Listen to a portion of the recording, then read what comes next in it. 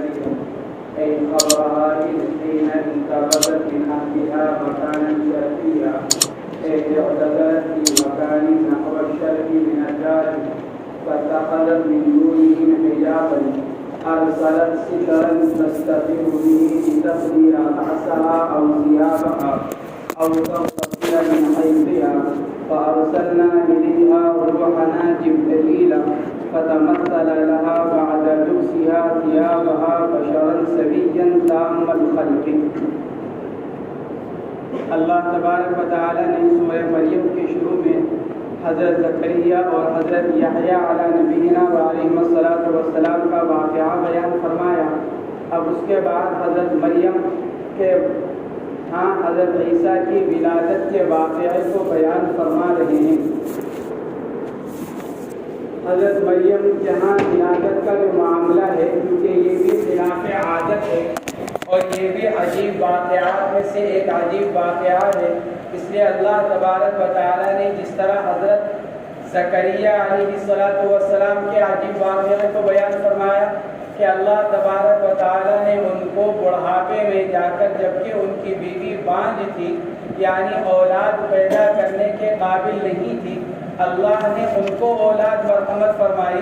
اسی طرح ایک عجیب واقعہ یہ کہ حضرت مریم کے ہاں حضرت عیسیٰ علیہ السلام کی ولادت ان کے باپ کے بغیر کی گئی، اس لیے کہ عام قاعدہ اللہ تبارک و تعالیٰ نے اور عام طریقہ اور عادت شریفہ جو بنا رکھی ہے وہ یہ کہ مرد اور عورت کے ملاپ سے بچہ پیدا ہوتا ہے.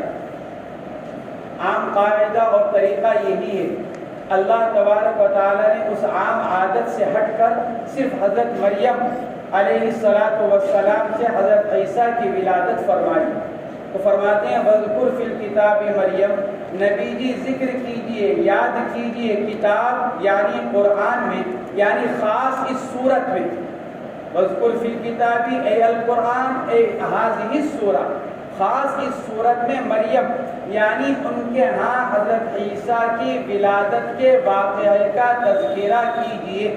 مریم اے خبرہا، مریم علیہ السلام کی خبر یعنی ان کے حاملہ ہونے کی، ان کے ہاں ولادت ہونے کا جو واقعہ ہے اور خبر ہے اس کو بیان کیجئے. جس وقت جس وقت انتبذت دور چلی گئی تھی، من اہلہا اپنے گھر والوں سے، مکانا شرقیہ ایک مشرقی مکان کی جانب. حضرت مریم کے والد بنی اسرائیل کے ایک نمازی آدمی تھے اور ان کی والدہ حنہ بنت فاقوزہ ایک عابدہ اور زاہدہ خاتون تھی. حضرت زکریا علیہ السلام کی اہلیہ عیشا ایک قول میں حضرت مریم کی والدہ کی بہن اور ایک قول میں خود حضرت مریم کی بہن، دونوں قول ہیں. حضرت زکریا علیہ السلام کی جو اہلیہ تھی ان کے بارے میں لکھا ہے کہ ایک روایت تو یہ کہ وہ اور حضرت مریم کی بہن، حضرت مریم کی والدہ دونوں بہنیں تھیں. گویا کہ حضرت مریم کے خالو تھے حضرت زکریا، اور ایک روایت کے مطابق حضرت زکریا علیہ السلام کی جو اہلیہ تھی وہ خود حضرت مریم کی بہن تھی. دونوں روایتیں ہیں اس بارے میں. فرماتے ہیں انتبذت من اہلہا مکانا شرقیہ، جس وقت کے دور چلی گئی، انتباز جس وقت کے دور چلی گئی اپنے گھر والوں سے، مکانا شرقیہ مشرقی جانب، اعتذرت فی مکان نحو الشرق من الدار، یعنی دور چلی گئی ایسی جگہ میں جو گھر کے مشرقی جانب تھی، جو گھر کا جو مشرقی حصہ تھا وہاں پر چلی گئی. کس کے گھر میں؟ اپنے خالو حضرت زکریا علیہ السلام کے مکان میں. فاتخذت من دونہم حجابا، پس بنایا انہوں نے لوگوں کے سامنے ایک آڑ، ایک پردہ، لوگوں کے آگے ایک پردہ بنایا. اے ارسلت سترن، یعنی ایک پردہ انہوں نے لٹکایا، تستتر بہ، تاکہ اس کے ذریعے سے پردہ کر سکے. کیوں؟ لتفضی رأسها او ثیابها او تغتسل من حیضها، اس لیے تاکہ اپنے سر اور اپنے کپڑوں سے جوں نکال سکیں، جو جوں وغیرہ ہو گئی تھی، یا پھر اپنے حیض سے غسل کر سکے. یا پھر تیسرا قول یہ ہے کہ کونے میں جا کر، تنہائی میں جا کر اللہ کی عبادت کر سکیں۔ اس مقصد کے لیے وہ مکان کی ایک جانب چلی گئی۔ فَأَرْسَلْنَا إِلَيْهَا رُوحَنَا جِبْرَائِیلَ، فرماتے ہیں پس بھیجا ہم نے ان کی طرف اپنی روح جبرائیل کو۔ فَأَرْسَلْنَا إِلَيْهَا روحنا، روح کی اضافت اللہ تبارک و تعالی نے اپنی طرف فرمائی، روحنا ہماری روح، اپنی روح کو۔ یا تو یہ اضافت تشریف کے لیے ہے، تقریب کے لیے، عزت افزائی کے لیے کہ روح کی اضافت اپنی طرف کی جا رہی ہے، یا پھر قاعدہ ہے کہ جب آدمی کو جس سے محبت ہوتی ہے تو اس کے بارے میں کہتا ہے کہ انت روحی، کہ تم تو میری روح، یعنی تم تو میری جان ہو۔ جب آدمی کو کسی سے محبت اور تعلق زیادہ ہوتا ہے تو آدمی اس کو بیان کرنے کے لیے کہتا ہے کہ آپ تو میری جان ہیں۔ تو اللہ تبارک و تعالیٰ کو بھی چونکہ حضرت جبرائیل علیہ السلام سے خاص تعلق ہے فرشتوں میں سے، تو اس لیے اللہ تبارک و تعالیٰ نے حضرت جبرائیل کو اپنی روح اور اپنی جان قرار دیا محبت کے طور پر، جیسے انسان محبت کے طور پر کہتا ہے۔ اور حضرت جبرائیل کو روح اس لیے کہا جاتا ہے کیونکہ اللہ تبارک و تعالیٰ انہیں ان کے ذریعے سے تمام دینوں کو زندگی مرحمت فرمائی۔ کوئی بھی ادیان میں سے کوئی بھی دین ہو، دین موسیٰ ہو، دین عیسیٰ ہو، دین ابراہیم ہو، دین اسماعیل ہو، یا دین محمد صلی اللہ علیہ وسلم ہو، اللہ نے تمام ادیان کو جو زندگی مرحمت فرمائی ہے وہ حضرت جبرائیل علیہ السلام کے واسطے سے، اس لیے حضرت جبرائیل کو روح کہا جاتا ہے۔ فَأَرْسَلْنَا إِلَيْهَا رُوحَنَا، پس بھیجا ہم نے مریم کی طرف اپنی روح کو۔ اس سے مراد کو مصنف فرماتے ہیں جبرائیل۔ دوسرا قول یہ ہے کہ حضرت مریم علیہ السلام کو خود حضرت عیسیٰ کی شبیہ دکھلائی گئی۔ حضرت عیسیٰ کی حضرت عیسیٰ جس شکل و صورت پر آئندہ پیدا کرنے والے تھے، اللہ نے وہی شکل و صورت حضرت مریم رضی اللہ تعالی عنہا کے سامنے کر دی۔ دوسرا قول یہ، فَأَرْسَلْنَا إِلَيْهَا رُوحَنَا، بھیجا ہم نے ان کی طرف اپنے روح یعنی جبرائیل کو، فَتَمَثَّلَ لَهَا، وہ ان کے سامنے شکل بن کر آئے۔ فَتَمَثَّلَ لَهَا، تمثل یتمثل تمثل یعنی انسانی شکل میں آنا، ایک مثال بننا۔ بشرن سویہ، بن کر آئے وہ ان کے سامنے ایک انسان کی شکل میں۔ شکل اختیار کر لی انہوں نے مریم کے لیے ان کے کپڑے پہننے کے بعد لبسہا۔ یہ اضافہ کیوں کیا؟ کیونکہ ایک سوال پیدا ہوتا ہے، فرشتے تو اس عورت کے پاس بھی نہیں آتے جس کا سر کھلا ہوا ہو، یہاں تو حضرت مریم ننگی تھی، اس لیے کہ غسل کرنے کے لیے کپڑے اتار رکھے تھے، تو حضرت جبرائیل ان کے سامنے کیسے آ گئے؟ تو مصنف نے بعد لبسہا بڑھا کر اس اعتراض کا جواب دیا کہ حضرت جبرائیل جو آئے تھے وہ حضرت مریم کے کپڑے پہننے کے بعد آئے تھے۔ بعد لبسہا ثیابہا بشرا سویہ، شکل اختیار کر لی حضرت مریم کے لیے ایک انسان کی بالکل تندرست اور مکمل، سویہ ایک کامل خلقی۔ حضرت جبرائیل حضرت مریم کے سامنے جو آئے وہ انسانی شکل میں آئے۔ کیوں؟ اس کی دو وجہ تھی۔ اس لیے کہ اگر حضرت جبرائیل اپنی خاص شکل میں آتے تو مریم تو عورت تھی، حضور پاک علیہ السلام تو مرد ہونے کے باوجود حضرت جبرائیل کو ان کی خاص شکل میں دیکھنے کی وجہ سے ان پر سردی طاری ہو گئی، کپکپی طاری ہو گئی۔ حضرت موسیٰ علیہ السلام گر گئے غش کھا کر، فخر موسیٰ صاعقا، غش کھا کر گر گئے۔ اللہ کے نبی علیہ السلام کے اوپر کپکپی طاری ہو گئی۔ قرآن نے کہا یا ایھا المزمل یا ایھا المدثر، کیونکہ کپڑا لپیٹا، حضرت خدیجہ نے کپڑا اڑایا۔ تو حضرت مریم تو عورت تھی، اور کم عمر تھی؟ ایک روایت کے مطابق 10 سال کی عمر حاملہ ہونے کے وقت میں، اور ایک روایت کے مطابق 13 سال کی عمر جس وقت وہ حاملہ ہوئی۔ تو اس لیے حضرت جبرائیل انسانی شکل میں آئے۔ نیز انسانی شکل میں آنے کا ایک فائدہ یہ بھی تھا کہ حضرت مریم کو ان سے انس حاصل ہو، اس لیے کہ فرشتہ اگر اپنی شکل میں آتا تو انس کو کیا حاصل ہوتا، ایک ڈر پیدا ہو جاتا۔ ہاں انسانی شکل سامنے آتی ہے تو آدمی کو تنہائی میں اگر انسانی شکل سامنے آئے تو آدمی کو اس سے انس حاصل ہوتا ہے اور بات بھی سنتا ہے اور بات سننے کی طرف متوجہ بھی ہوتا ہے۔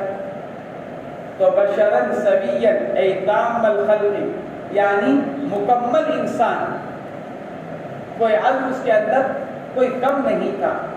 قالت انی اعوذ بالرحمن منک ان کنت تقیا فتمثل لها بشرا سویا۔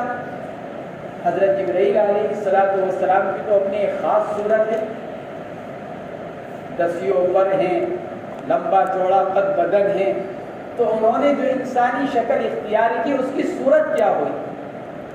بعض علماء نے تو لکھا ہے کہ جو انسانی جو شکل ہے، انسانی شکل میں 2 آنکھیں، 2 کان، ہونٹ، منہ، ناک، 2 ہاتھ، 2 پاؤں، یہ انسانی شکل ہے۔ اس سے زیادہ جو کچھ تھا اللہ نے اپنی قدرت سے اس سب کو ختم کر دیا۔ فتمثل لها بشرا سویا، انسانی شکل میں ان کے سامنے آئے تو کیسے آئے کہ جو زائد اعضاء تھے اللہ نے ان کو ختم کر دیا۔ حافظ ابن حجر رحمۃ اللہ علیہ نے لکھا ہے کہ نہیں، اللہ نے ختم نہیں کیا، ان زائد اعضاء کو حضرت مریم کی نگاہ سے اوجھل کر دیا۔ تھے تو اپنی صورت میں، لیکن حضرت مریم کے سامنے جو ظاہر ہوئے، یعنی حضرت مریم کو جو نظر آ رہا تھا وہ حضرت جبرائیل علیہ السلام کی صرف انسانی شکل، یعنی انسانی اعضاء، ورنہ حضرت جبرائیل تو اپنی پوری اصل ہیئت پر ہی تھے، لیکن حضرت مریم کو صرف انسانی اعضاء کے بقدر ان کے جسم میں سے نظر آ رہا تھا۔ تو فتمثل لها بشرا سویا قالت انی اعوذ بالرحمن منک ان کنت تقیا۔ حضرت مریم تنہائی میں ایک مرد کو دیکھ کر ڈر گئی، کیونکہ پاکیزہ عورت، حیادار عورت تنہائی میں کسی مرد کو اگر دیکھے گی، اپنے پاس پائے گی تو لا محالہ اس کے اوپر ایک خوف طاری ہوگا اپنی عزت کا، اپنی عصمت کا۔ تو اس لیے فوراً حضرت مریم علیہ السلام کے اوپر بھی ایک خوف طاری ہوا، فرمانے لگی انی اعوذ بالرحمن منک ان کنت تقیا، میں پناہ مانگتی ہوں رحمان کی تجھ سے اگر تو پرہیزگار آدمی ہے، ان کنت تقیا، انی اعوذ بالرحمن، اللہ کی تمام صفات میں سے صفت رحمان کو اختیار کیا، کہ کیوں؟ تاکہ رحمان کی صفت کو سن کر اس کو، جس طرح رحمان اپنی عاجز مخلوق کے اوپر رحم کرتا ہے، رحمان ہونے کا خاصہ یہی ہے کہ اللہ اپنی مخلوق کے اوپر رحم کرنے والا، اور مخلوق محتاج اور کمزور، تو اسی طرح رحمان کی صفت اس لیے ذکر کی تاکہ اس کو بھی رحم آ جائے۔ یہ تنہا ہیں، کمزور ہیں، کم عمر ہیں، تنہا ہیں، تاکہ اس کو بھی رحم آ جائے، اس لیے صفت رحمان کو اختیار فرمایا۔ ان کنت تقیا، اگر تو نیک اور پرہیزگار آدمی ہے تو میں تجھ سے اللہ کی پناہ چاہتی ہوں۔ بعض روایتوں کے اندر آتا ہے یہ کلمہ سن کر اللہ کے نام کے احترام کی وجہ سے حضرت جبرائیل فوراً پیچھے کو ہو گئے، کیونکہ انی اعوذ بالرحمن منک ان کنت تقیا، تو حضرت جبرائیل فوراً ذرا سا پیچھے کو ہو گئے۔ کیا مطلب انی اعوذ بالرحمن منک ان کنت تقیا؟ ایک مطلب تو واضح ہے کہ اگر تو نیک اور پرہیزگار آدمی ہے تو میں تجھ سے اللہ کی پناہ چاہتی ہوں۔ ایک فتنتہی عنی بتعوذی، کیا مطلب؟ یعنی میرے اس تعوذ کی وجہ سے تم مجھ سے دور ہو جا۔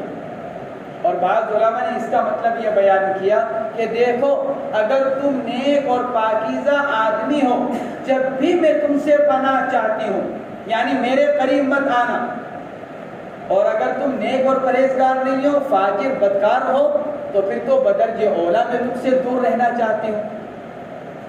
اگر تم نیک ہو تو جب بھی میں تم سے پناہ چاہتی ہوں، یعنی اگر تم میرے ساتھ کسی برائی کا ارادہ نہیں رکھتے اپنی نیکی کی وجہ سے، جب بھی مجھ سے دور رہو، اور اگر نیک نہیں ہو تو بدرجہ اولا مجھ سے دور رہو۔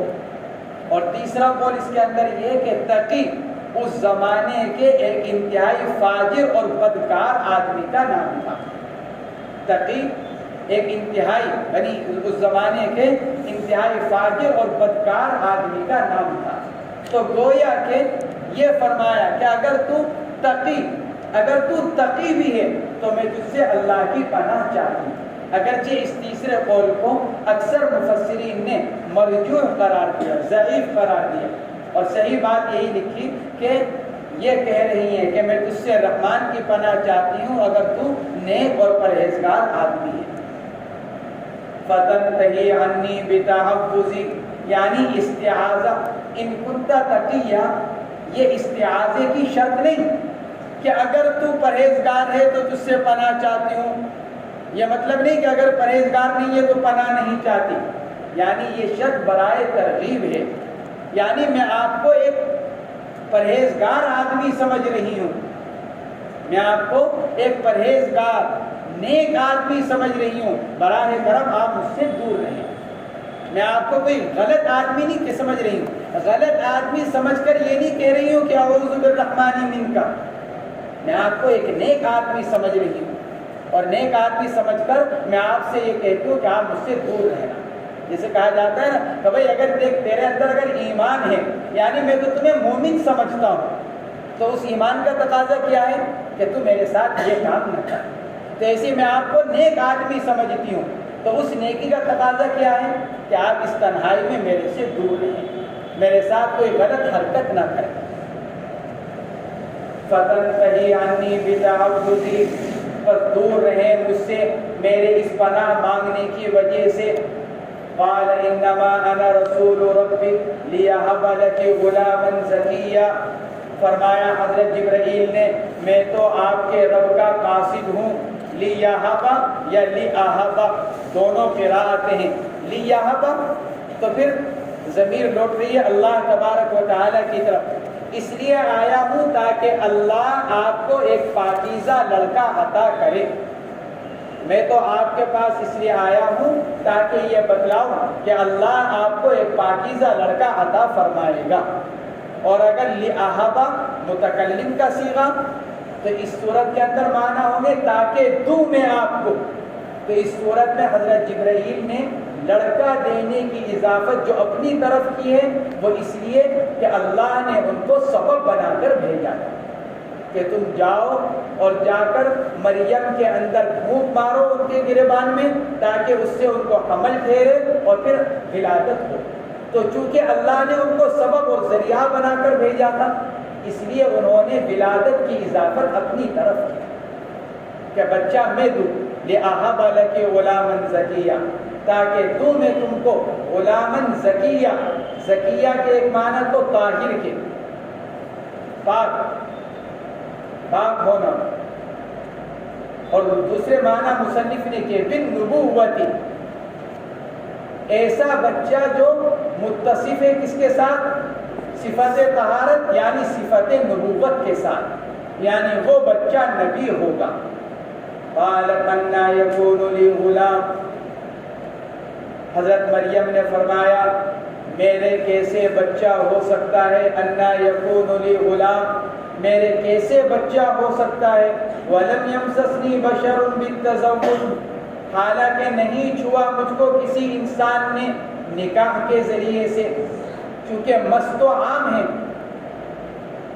مس عام ہے، ولم یمسسنی بشر، نہیں چھوا مجھ کو کسی انسان نے، اس لیے بڑھایا بتزوج، نکاح حلال کے ذریعے سے، ولم اکو بغیہ ای زانیۃ، نہ مجھ کو کسی انسان نے حلال طریقے پر چھوا، نہ مجھ کو کسی انسان نے حرام طور پر چھوا، یعنی نہ میں زانیہ ہوں، ولم اکو بغیہ، اور نہ ہی میں زانیہ ہوں۔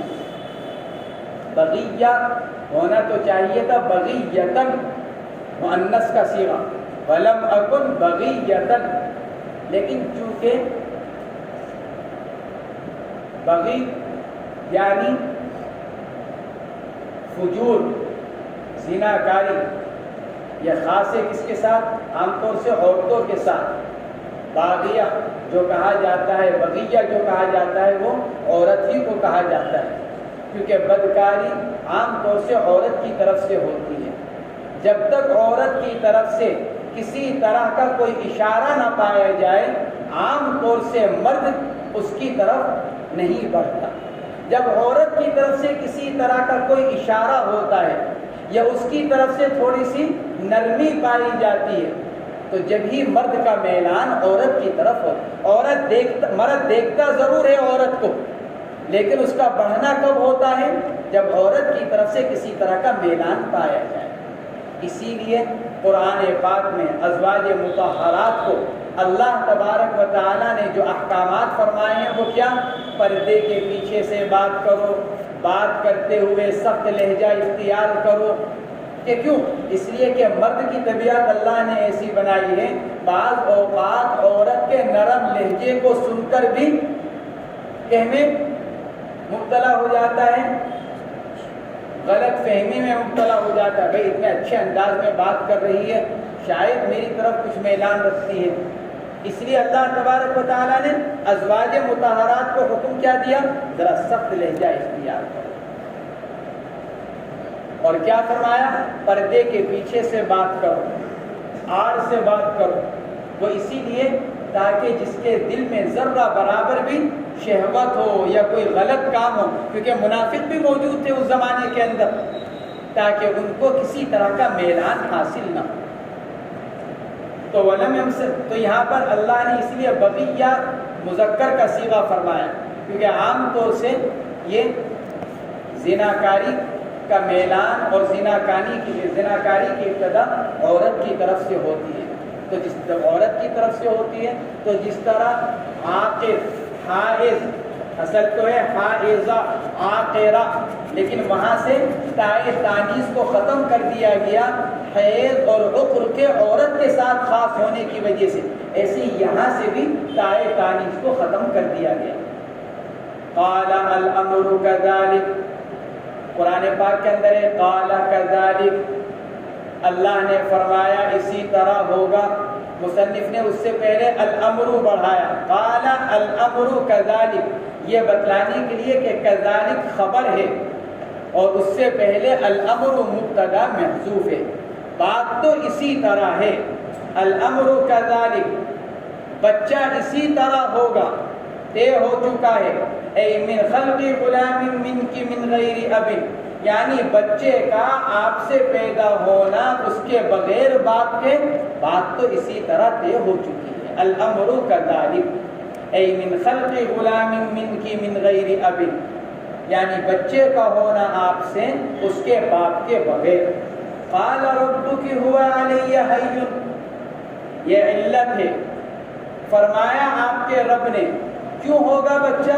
ہوا علی حی، اس لیے کہ یہ بچے کا پیدا کرنا بغیر باپ کے میرے لیے بہت آسان ہے۔ قال ربک هو علی حی، بین سطور میں لکھا ہے اے ھذا بمنزلۃ العلۃ، ہوا علی حی بمنزلۃ العلۃ، اللہ نے فرمایا بچہ اسی طرح ہوگا، کیوں ہوگا؟ کیونکہ میرے لیے پیدا کرنا آسان ہے۔ ہوا علی حی اے بأن ينفخ بأمری جبرائیل فیک فتعملی بہ، یعنی بعید طور کہ میرے حکم سے جبرائیل تمہارے اندر پھونک ماریں گے تو اس پھونک کی وجہ سے تم حاملہ ہو جاؤ گی۔ کیونکہ سوال یہ پیدا ہو رہا تھا کہ جب مجھے کسی مرد نے چھوا نہیں تو میرے ہاں ولادت کیسے ہوگی؟ تو اللہ نے فرمایا کہ جبرائیل میرے حکم سے تمہارے اندر پھونک ماریں گے اور اسی سے تم حاملہ ہو جاؤ گی اور ولادت ہوگی۔ فتعملی بہ ولکون ما ذکر فی معنی العلۃ عطف علیہ ولنجعلہ آیۃ للناس علی قدرتنا، فرماتے ہیں ولکون ما ذکر فی معنی العلۃ، اور وہ کہ جو ذکر کیا گیا کہ وہ علت کے معنی میں ہے، یعنی کیا؟ ہوا علی حی، کہ یہ علت کے معنی میں اس کا ہونا جو ذکر کیا گیا، فرماتے ہیں اسی کے اوپر اللہ تبارک و تعالیٰ نے عطف فرمایا وَلِنَجْعَلَهُ آیَةً لِلنَّاسِ۔ اللہ نے یہ فرمایا ہے بچہ اسی طرح ہوگا، کیوں؟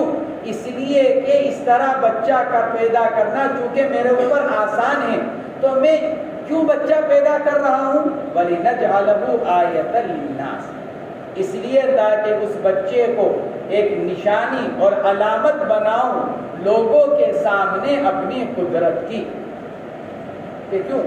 اللہ تبارک و تعالی ہر طرح سے بچے کے پیدا کرنے پر قادر ہے۔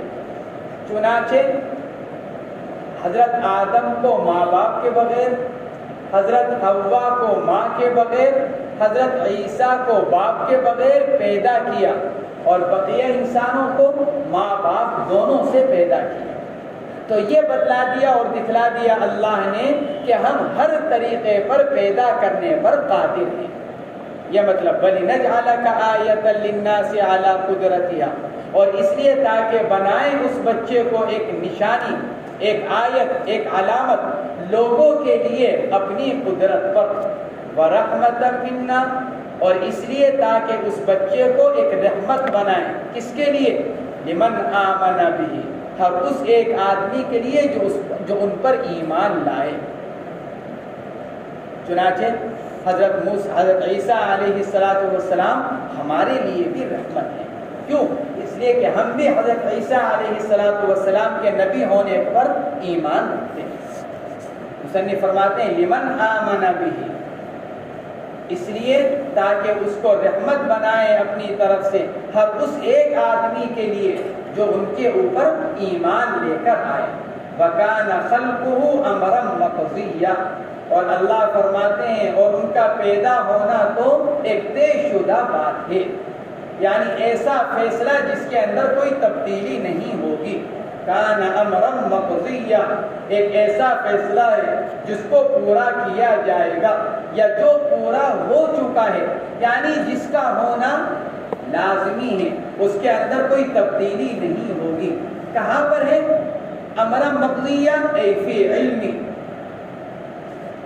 میرے علم کے اعتبار سے، علم ازلی کے اندر یہ لکھا جا چکا ہے کہ عیسیٰ علیہ السلام محض اپنی ماں سے باپ کے بغیر پیدا کیے جائیں، یا پھر فی علمی کے بجائے اے فی اللوح المحفوظ، لوح محفوظ کے اندر یہ فیصلہ ہو چکا ہے کہ عیسیٰ کی پیدائش اس طرح سے ہونی ہے۔ فنفخ جبرائیل فی جیب درعها فاحست بالحمل فی بطنها مصورا، فرماتے ہیں بس پھونک ماری جبرائیل نے حضرت مریم کی قمیص کے گریبان میں، پس محسوس ہوا اس پھونک مارنے سے حضرت مریم کو اپنے پیٹ میں بچہ مصورن، شکل و صورت کے ساتھ۔ جب یہ بات ہو گئی تو حضرت جبرائیل ذرا فاصلے پر تھے۔ جب حضرت مریم رضی اللہ تعالی عنہا نے یہ سنا کہ حضرت جبرائیل اللہ کی طرف سے آئے ہیں، اور حضرت مریم کا جو گھرانہ تھا وہ کس کا تھا؟ حضرت زکریا کا، اور حضرت زکریا کیا تھے؟ نبی۔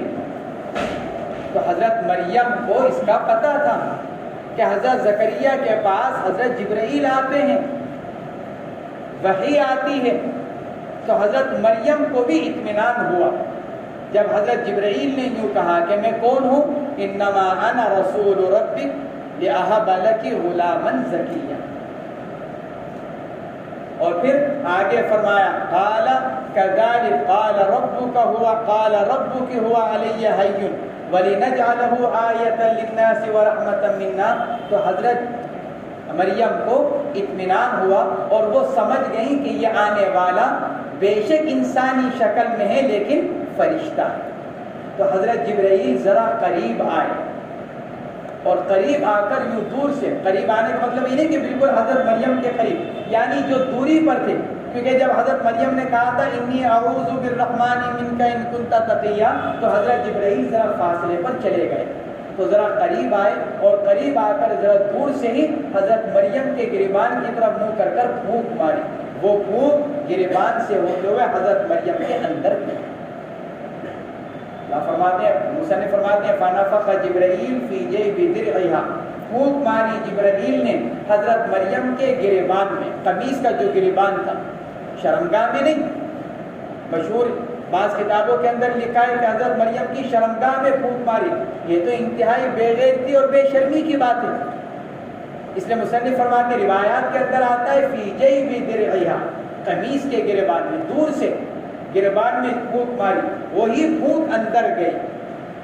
فَأَحَسَّتْ بِالْحَمْلِ فِي بَطْنِهَا مُصَوَّرًا، بچہ تو بنتا ہے کافی وقت کے بعد جا کر، حمل تو ٹھہر جاتا ہے لیکن نطفہ ہوتا ہے، پھر مضغہ، اس طرح درجہ بدرجہ بچہ بنتا ہے، لیکن حضرت مریم کو ایک ہی ساعت میں مکمل بچہ اپنے پیٹ کے اندر محسوس ہونے لگا۔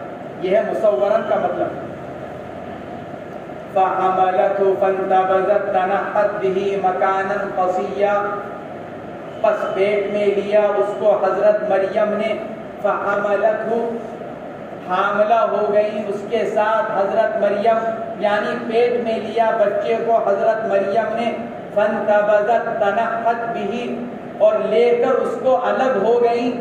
جب ایک دم حمل ٹھہر گیا، بچہ محسوس ہونے لگا پیٹ میں، تو ایک گھبراہٹ طاری ہوئی، لوگ کیا کہیں گے اب دیکھ کر، کیونکہ میری تو شادی نہیں ہوئی۔ اس وقت تو اطمینان ہو گیا حضرت جبرائیل کے کہنے پر، لیکن جب پیٹ میں بچہ آیا تو پھر ایک گھبراہٹ طاری، ایک شرم لوگوں سے، تو ایک کونے میں چلی گئی۔ فَانْتَبَذَتْ تَنَحَّتْ بِهِ، کونے میں لے کر چلی گئی اس بچے کو، اور ان کی عمر بعض روایتوں کے مطابق 10 سال، بعض کے مطابق 13 سال اور بعض کے مطابق 20 سال۔ مکانًا قصیّا، ایک دور کے مکان میں، اے بعیداً من اہلہا، مکانًا قصیّا، دور کے مکان میں، یعنی مکان کے دور کے حصے میں چلی گئی۔ حضرت عبداللہ ابن عباس رضی اللہ تعالیٰ عنہ فرماتے تھے اس جگہ، اس محلے میں جو سب سے دور کی جگہ تھی وہاں چلی گئی، جس کو بیت لحم کہا جاتا تھا، بیت اللحم، گھر والوں سے دور ہونے کے لیے ایک دور کے مکان میں چلی گئی، بیت اللحم۔ فَأَجَاءَهَا أَيْ جَاءَهَا جَاءَ بِهَا الْمَخَاضُ وَجْعُ الْوِلَادَةِ، فرماتے ہیں پس لایا ان کو، اجاء اور جاء دونوں باب سے آتا ہے، جاء اور اجاء۔ فَأَجَاءَهَا، مصنف اس کی تفسیر کر رہے ہیں، اے جاء بِهَا، لے کر آیا ان کو، مجبور کر دیا ان کو، کس نے؟ المخاض اے وجع الولادتی، درد ذہن۔ جب وہاں پہنچی ادھر تنہائی میں، تو تنہائی میں جانے کے بعد، دور کی جگہ جانے کے بعد پیٹ میں درد شروع ہوا۔ وہ درد مخاض کہتے ہیں، وہ درد جو بچے کی پیدائش کے وقت میں عورت کو ہوتا ہے۔ فَأَجَاءَهَا الْمَخَاضُ، أَجَاءَ أَيْ جَاءَ بِهَا، لے کر آیا ان کو، المخاض وجع الولادتی، ایک تفسیر تو یہ۔ دوسری تفسیر مخاض کی گئی ہے اے تحرک الولد للخروج، نکلنے کے لیے بچے کا حرکت کرنے لگا۔ ڈاکٹرنی کہتی ہے نا، جب ولادت کے اندر تاخیر ہوتی ہے اور پوچھا جاتا ہے کہ جی کیا دے رہے ہیں، کہ بچے میں حرکت نہیں ہو رہی ہے بھی، جب بچہ خود سے حرکت شروع کرے گا تو ولادت ہو جائے گی۔ تو مخاض کا دوسرا ترجمہ کیا گیا تحرک الولد للخروج، بچے کا نکلنے کے لیے حرکت کرنا۔ تو فَأَجَاءَهَا الْمَخَاضُ، پس لایا ان کو درد سے، اِلَى جِذْعِ النَّخْلَةِ، ایک کھجور کے درخت کی آڑ میں، اِلَى جِذْعِ النَّخْلَةِ، جز کہتے ہیں جڑ کو، نخلا کھجور کا درخت، پس لایا درد ذہن ان کو ایک کھجور کی جڑ میں، کھجور کے درخت کی جڑ کی طرف۔ کیوں؟ لِتَعْتَمِدَ عَلَيْهِ، تاکہ اس سے ذرا سہارا لے لے، کیونکہ ایک دم کمزوری، ولادت کا وقت قریب، دوسرے لوگوں کا خیال کہ لوگ کیا کہیں گے کہ بچہ ہوا مریم کے ہاں، ان ساری باتوں کی وجہ سے ان کے اوپر ایک کمزوری سی طاری ہوئی، تو ذرا درخت کے پاس آئی تاکہ اس سے ٹیک لگا لیں، اس کا سہارا لے کر بیٹھ جائیں، کھڑی ہو جائیں، لتعتمد علیہ، تاکہ اس سے ٹیک لگا لیں۔ بعض روایتوں کے اندر آتا ہے کہ حضرت مریم نے آ کر اس درخت کے ساتھ اس طرح کیا جس طرح معانقہ کیا جاتا ہے۔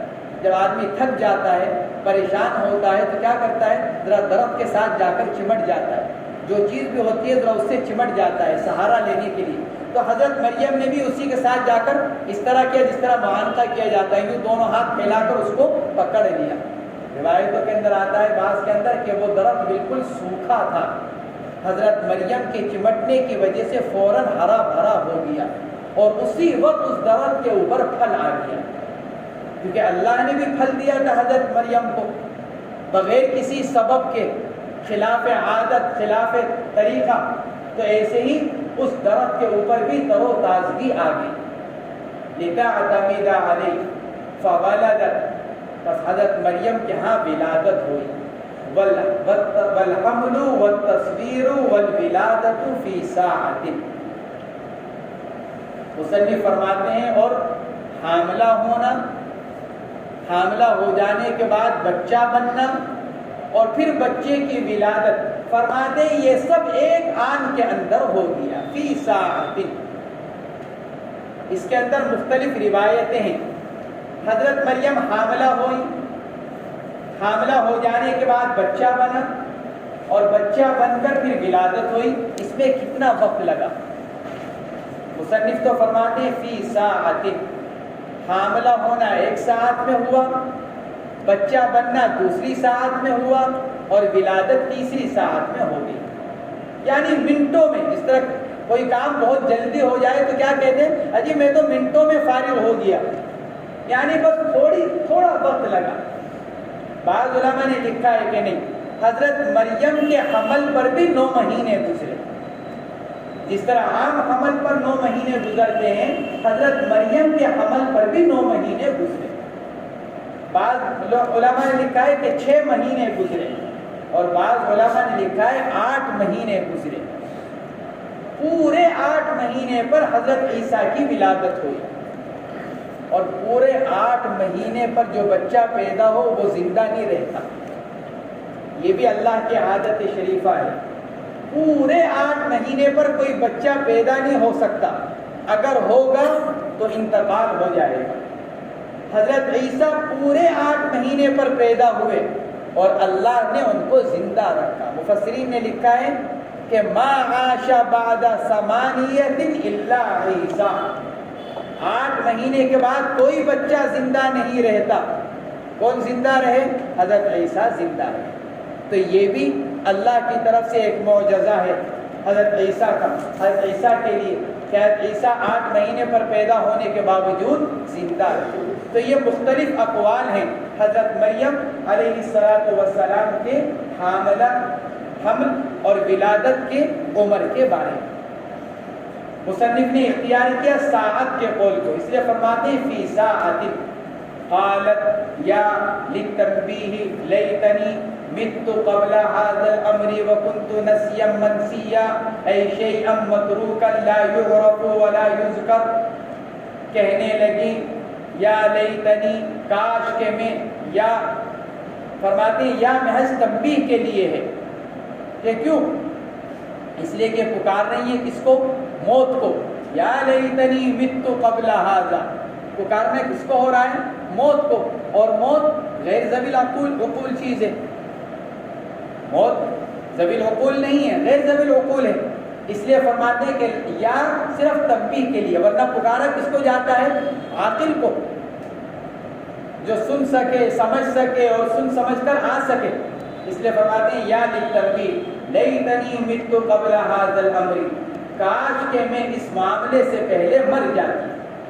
قبل هذا الامر، قبل هذا اے الامر، دوسری تفسیر کی گئی ہے قبل هذا اے هذا اليوم، اس دن کے آنے سے پہلے، یا تو هذا الامر یعنی اس ولادت کے معاملے سے پہلے میں مر جاتی، یا قبل هذا اليوم مجھ پر اس دن کے آنے سے پہلے میں مر جاتی۔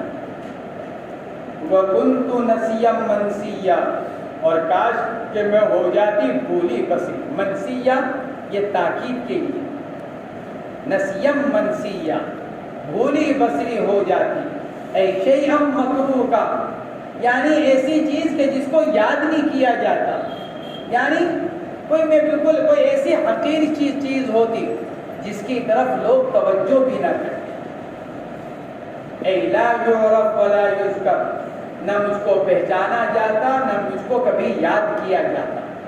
عبداللہ ابن عباس رضی اللہ تعالیٰ عنہ نے نسیم منسیہ کی تفسیر کرتے ہوئے فرمایا، اے لم اخلق ولم اکو شیئا، کاش کہ مجھ کو پیدا ہی نہ کیا جاتا میں کچھ نہ ہوتی، یہ نسیم منسیہ، کاش کہ مجھ کو پیدا ہی نہ کیا جاتا اور میں نہ ہوتی۔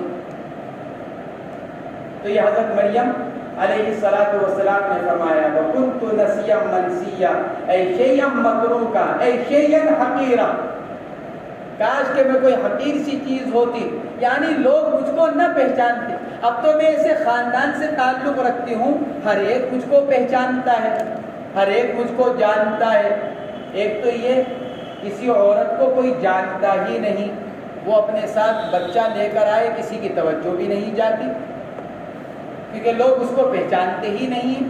اور ایک یہ کہ ایک عورت متعارف خاندان کی ہے، معروف اور مشہور خاندان کی ہے، لوگ جانتے ہیں، اب وہ بچہ لے کر آئے تو ہر ایک کی نگاہ اٹھتی ہے، ہر ایک کی انگلی اٹھتی ہے، ہر ایک کے اوپر ہر ایک کی طرف سے سوال کھڑا ہوتا ہے، بچہ کہاں سے آ گیا؟ تو فرماتی ہیں وَكُنْتُ نَسِيًّا مَنْسِيًّا اے شیئا متروکا لا یعرف ولا یذکر فناداها من تحتها، آواز دی ان کو نیچے سے۔ جب حضرت مریم کے ہاں ولادت ہوئی تو حضرت جبرائیل تو دور چلے گئے، حضرت مریم اوپر تھی، حضرت جبرائیل ذرا نیچے کو چلے گئے، وہیں سے حضرت جبرائیل نے پکارا فناداها من تحتها، نیچے سے، اے جبرائیل وکان اسفل منها، کیونکہ حضرت مریم کے ہاں ولادت ہو رہی ہے تو حضرت جبرائیل تو وہاں نہیں ہو سکتے، تو حضرت جبرائیل ذرا نیچے کو چلے گئے، وہیں سے حضرت جبرائیل نے پکارا فناداها من تحتها۔ اور دوسرا قول یہ حضرت عیسیٰ نے آواز دی کپڑے کے نیچے سے، کیونکہ حضرت عیسیٰ کی ولادت ہو چکی ہے، کپڑا ان کے اوپر ڈلا ہوا ہے، تو کپڑے کے نیچے سے حضرت عیسیٰ نے آواز دی فناداها من تحتها اللہ تحزنی، اماں جان غمگین نہ ہوئیے۔